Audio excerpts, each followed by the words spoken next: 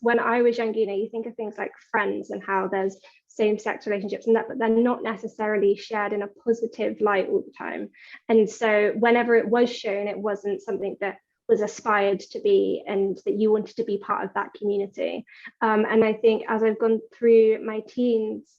shows like Sex Education and like Euphoria, where they so openly have different sexualities on screen and different gender identities,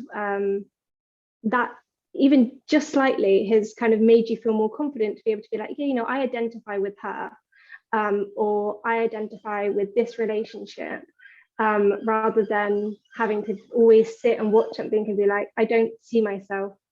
in that.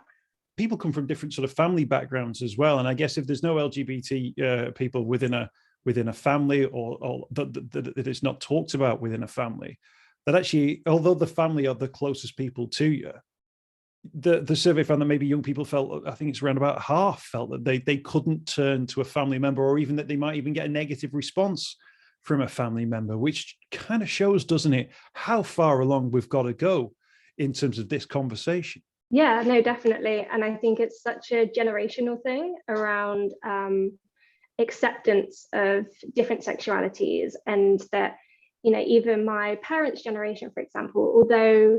there was quite often positive conversations within my household around sexuality, and my parents did always say that they'd love us however we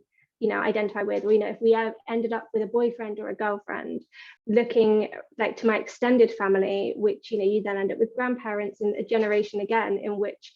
being anything but heterosexual just wasn't acceptable ever. And